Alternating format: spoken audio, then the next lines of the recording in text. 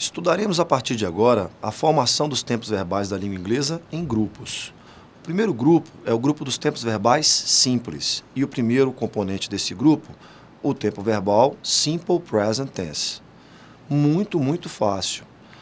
Tomaremos como base, usaremos como verbo modelo o verbo to work, trabalhar. Ok? Veja aí, está na sua telinha. Note que o verbo na conjugação perdeu a partícula to e só foi alterado na terceira pessoa do singular. Só houve essa flexão. O verbo levou S. Há algumas variações a esse acréscimo. Algumas vezes o verbo leva ES, outras vezes IES. Isso não representa problema algum. Lembre-se que no texto já vai estar escrito certinho. No texto que você estiver analisando, isso já vai estar escrito. Ok? Então, Simple Present, alteração na grafia do verbo na terceira pessoa do singular. Isso também ocorre não só na conjugação. Veja aí alguns exemplos de frases. Vejam. Susan plays well. Susan, terceira pessoa, verbo acrescido de S. She plays well. Frase com pronome, terceira pessoa, verbo acrescido de S. Forma interrogativa e forma negativa desse tempo verbal. Muito fácil. Usa-se os verbos auxiliares do e does para montarmos a frase interrogativa. Do e does são escritos no início da oração, antes do sujeito. Já na negativa, trabalharemos com esses recursos também. Mas vamos ver primeiro um exemplozinho da forma interrogativa. Veja.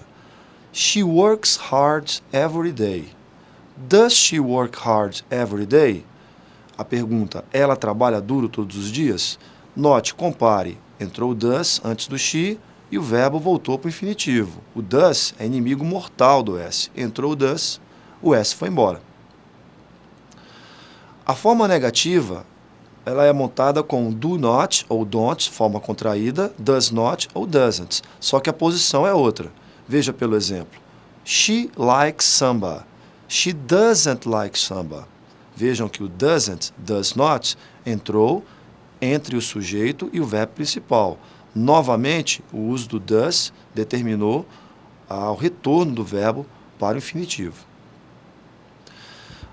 Muito bem, segundo tempo verbal desse grupo, tempo verbal Simple Past Tense, tempo verbal temido por muitos em virtude da presença, da existência dos verbos irregulares.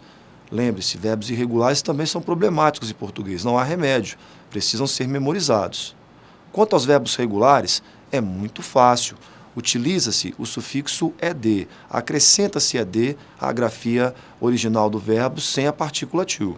Veja aí um exemplo na sua telinha. She worked hard yesterday. Ela trabalhou duro ontem. Tirei o to do work, coloquei o edzinho, no final, pronto. Uma frase no passado. Forma interrogativa e forma negativa desse tempo verbal. Mesmo processo do Simple Present, só que a gente vai usar, ao invés de do e does, o didn't. Na forma negativa, did not. Ou seja, junção do did com not. O did na forma interrogativa também. Veja aí alguns exemplos na sua telinha. Vejam o didn't. She didn't work hard yesterday. Mesma posição do don't lá no presente. Did she work hard yesterday? Mesma posição do do e do does, did no início da frase. Ok? Muito bem. O último componente desse grupo de tempos verbais é o Simple Future. Tempo verbal muito fácil. Tempo verbal em que se utiliza o will como verbo auxiliar nas três formas, afirmativa, negativa e interrogativa. Forma negativa, o will vai ganhar a companhia do not, ou vai ser contraído virando wants. Nós teremos um verbo sempre no infinitivo, sem a partícula to. Vamos ver aí um exemplo? They will work hard tomorrow. Eles vão trabalhar duro amanhã. Negação. They will not work hard tomorrow. Eles não vão trabalhar duro amanhã. Will they work tomorrow? Eles trabalharão duro amanhã? Veja, muito simples. É necessário colocarmos para vocês que a palavra will pode ser substituída por shall, na primeira pessoa do singular e na primeira do plural.